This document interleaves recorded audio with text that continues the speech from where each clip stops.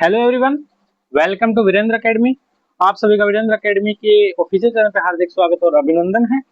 देखो, आज अपन करने वाले हैं 4 अगस्त की शिफ्ट में आने वाले कुछ इंपॉर्टेंट विज्ञान के प्रश्न। देखो, पिछली क्लास में हमने 100 क्वेश्चन बताए थे, जिनमें से 12 क्वेश्चन, ठीक है, एक क्लास में से 12 क्वेश्चन विज्ञान के डायरेक्ट कल 3 अगस्त को आए थे। ठीक है, आज 3 अगस्त की शिफ्ट में ये क्वेश्चन आए, तो 4 अगस्त की शिफ्ट के लिए अपन एक और सीरीज लेके आए हैं। मैं आपको कल के लिए बताने वाला हूँ इंपॉर्टेंट प्रश्न 4 अगस्त के लिए। तो चलिए शुरू करते हैं। आज का अपना पहला प्रश्न है, विज्ञान के अंदर कोशिका का शक्ति ग्रह किसे कहा जाता है।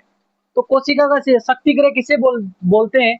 कोशिका का शक्ति ग्रह, पावर हाउस किसे बोलते हैं? माइटोकॉन्ड्रिया को बोलते हैं। ठीक है, क्यों बोलते हैं? क्योंकि जो ये माइटोकॉन्ड्रिया है, ये जो भोजन बनता है, जो अपन भोजन ग्रहण करते हैं, कोई भी जंतु है वो भोजन ग्रहण करता है, तो कोशिका का पावर हाउस क्या है? माइटोकॉन्ड्रिया है। माइटोकॉन्ड्रिया क्या करेगा? भोजन से जो ऊर्जा प्राप्त होती है, उस ऊर्जा को एटीपी के रूप में तैयार करेगा। किसके रूप में?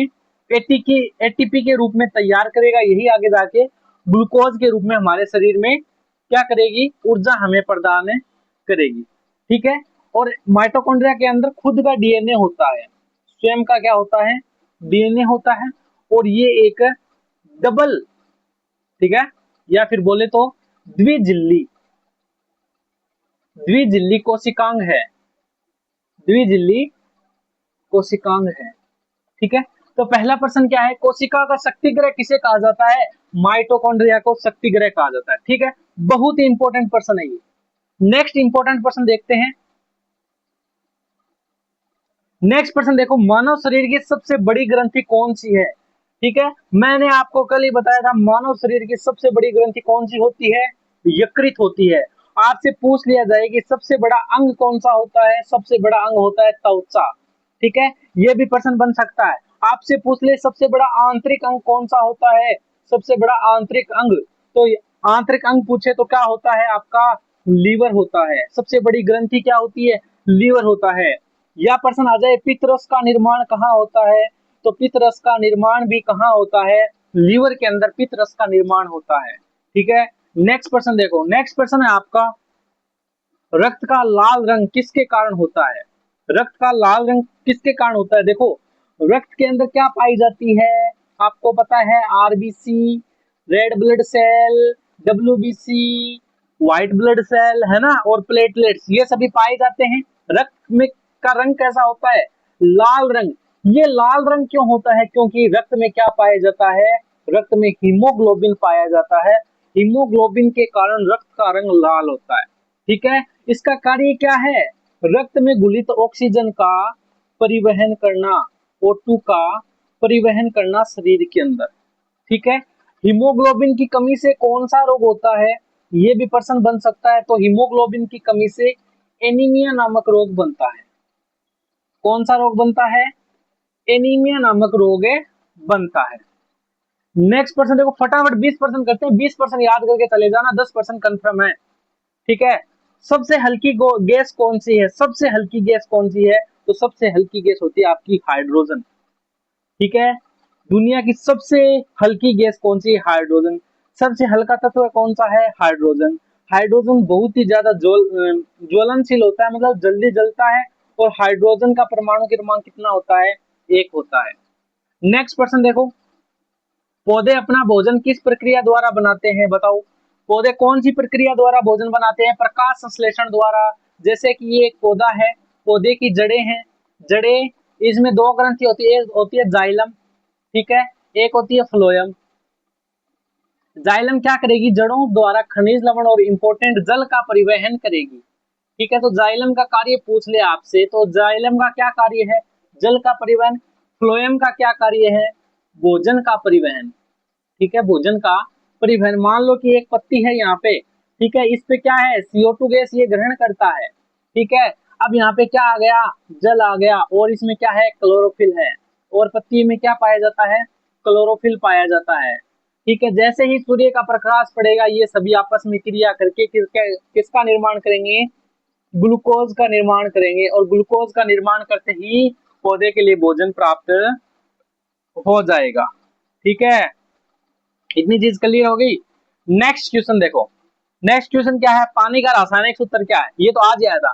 बताओ पानी का रासायनिक सूत्र क्या है। पानी का रासायनिक सूत्र होता है H2O, ठीक है, जिसके अंदर 2 हाइड्रोजन के अणु होते हैं और एक ऑक्सीजन का अणु होते हैं। आपसे पूछ लिया जाए पानी का पीएच मान कितना होता है, पानी का पीएच मान होता है 7, ठीक है। और पानी क्या एक सार्वभौमिक विलायक है, इसमें कुछ भी अपन मिला सकते हैं। अगला है ध्वनि निर्वात में क्यों नहीं चलती, क्यों नहीं चलती, माध्यम के अभाव में, क्योंकि निर्वात में कोई भी माध्यम नहीं होता और ध्वनि हमेशा माध्यम में ही क्या करती है, विचरण करती है। तो माध्यम के अभाव में ये ध्वनि निर्वात में नहीं चल सकती, ठीक है। नेक्स्ट प्रश्न देखो, एसआई प्रणाली में बल की इकाई क्या है, बल का मात्रक बताओ, बल का मात्रक क्या होता है, बल का मात्रक होता है न्यूटन। नेक्स्ट प्रश्न, अम्ल का पीएच मान कितना होता है, मैं बता दूं 7 से कम होता है अम्ल का पीएच मान, और 7 से अधिक किसका होता है, 7 से अधिक होता है क्षारक का, 7 किसका होता है, उदासीन का, ठीक है। तीनों में से कोई भी पूछ सकते हैं आपको। नेक्स्ट प्रश्न देखो, विटामिन सी का प्रमुख स्रोत क्या है, बताओ विटामिन सी का प्रमुख स्रोत कौन सा है, आंवला, कौन सा है, आंवला। विटामिन सी की कमी से कौन सा रोग होता है, विटामिन सी की कमी से सक्करवी नामक रोग होता है, जिससे हमारे शरीर की हड्डियां कमजोर हो जाती है। और विटामिन सी कहां से प्राप्त होता है, आंवले से, नींबू से, संतरे से, है ना, नींबू और संतरा आप याद कर लोगे ऐसे तो, है ना। नेक्स्ट, महाकाल की दया से लाइक ठोको, सब्सक्राइब करो, चैनल को सब्सक्राइब करना, डेली आपको ऐसे इंपॉर्टेंट क्वेश्चन मिलेंगे आपको, ठीक है। टेलीग्राम चैनल भी ज्वाइन कर सकते हो, वहां पे मैंने इसकी पीडीएफ डाल दी है, ठीक है। अगला प्रश्न है, सूर्य का मुख्य घटक क्या है, सूर्य का मुख्य घटक, सूर्य का मुख्य घटक क्या होता है, देखो सूर्य के अंदर हाइड्रोजन गैस होती है, कौन सी, हाइड्रोजन है। हाइड्रोजन के 2-3 अणु मिलकर के किसका निर्माण करते हैं, हीलियम गैस का निर्माण करते हैं। तो सूर्य का मुख्य घटक क्या हो गया, हाइड्रोजन हो गया, ऑप्शन में हीलियम होता तो वो भी ऐड कर देते। नेक्स्ट प्रश्न, विद्युत धारा का एसआई मात्रक क्या है, विद्युत धारा का एसआई मात्रक, विद्युत धारा का मात्रक क्या होता है, एम्पियर होता है, कल ही मैंने बताया था, ठीक है। वोल्ट किसका होता है, वोल्ट होता है विभवांतर का, इसका भी पूछ सकता है, वोल्ट किसका होता है, विभवांतर का, ठीक है। ओम किसका होता है रे, ओम होता है प्रतिरोध का, किसका, विद्युत प्रतिरोध का मात्रक। वाट किसका होता है, वाट होता है शक्ति का मात्रक, ठीक है। नेक्स्ट प्रश्न देखो, महाकाल की दया से नेक्स्ट प्रश्न, सबसे कठोर प्राकृतिक पदार्थ कौन सा है, सबसे कठोर प्राकृतिक पदार्थ कौन सा है, सबसे कठोर प्राकृतिक पदार्थ आपको पता है कौन सा होता है, हीरा होता है। नेक्स्ट प्रश्न, मानव शरीर में हड्डियों की कुल संख्या कितनी होती है, तो 206 होती है, ठीक है। नेक्स्ट प्रश्न, प्रकाश की गति लगभग कितनी होती है, मेरे को यह बता दो, प्रकाश की निर्वात में चाल, ठीक है, प्रकाश की निर्वात में चाल कितनी होती है, तो प्रकाश की निर्वात में चाल होती है 3 × 10⁸ है, 3 × 10⁸ मीटर प्रति सेकेंड। नेक्स्ट प्रश्न देखो, इंसुलिन किस ग्रंथि से स्रावित होता है, जो इंसुलिन हार्मोन है ये कौन से ग्रंथि से स्रावित होता है, ये अग्नाशय ग्रंथि से स्रावित होता है, ठीक है। अब देखो इंसुलिन है क्या करता है, रक्त में शर्करा को नियंत्रित करता है, रक्त में शर्करा को नियंत्रित करता है। और इंसुलिन हार्मोन की कमी से कौन सा रोग होता है, इसकी कमी से आपने सुना होगा मधुमेह नामक रोग हो जाता है, ये भी प्रश्न आ सकता है। या फिर इंसुलिन की खोज किसने की थी, इसकी खोज किसने की थी, फ्रेडरिक बेटिंग और चार्ल्स बेस्ट ने, चार्ल्स बेस्ट, ये 2 वैज्ञानिक थे, इन्होंने इंसुलिन की खोज की थी, ठीक है। नेक्स्ट प्रश्न, लोहे पे जंग लगना किस प्रकार का परिवर्तन है, तो लोहे पर क्या होता है, लोहा है वो नमी या ऑक्सीजन के साथ संपर्क में आकर के किसका निर्माण कर लेता है, फेरिक ऑक्साइड का निर्माण कर लेता है, जिसे जंग कहा जाता है। और ये क्या है, एक रासायनिक अभिक्रिया है, तो कौन सा परिवर्तन होगा, रासायनिक परिवर्तन होगा। नेक्स्ट प्रश्न देखो, ओजोन परत किस गैस से बनी होती है, आपको पता है ओजोन का सूत्र O3 होता है, जो किससे मिलकर बना है, ऑक्सीजन से। तो ओजोन परत किस गैस से बनी होती है, आप क्या करोगे, ओजोन नाम देखती O3, ध्यान से प्रश्न को पढ़ना है, ओजोन परत किस गैस से बनी होती है, ऑक्सीजन से। नेक्स्ट प्रश्न देखो, विद्युत बल्ब का फिलामेंट किस धातु का होता है? तो देखो विद्युत बल्ब का फिलामेंट किसका होता है? टंगस्टन का। टंगस्टन का गलनांक सबसे अधिक होता है, इसलिए फिलामेंट किसका बना होता है? टंगस्टन का बना होता है।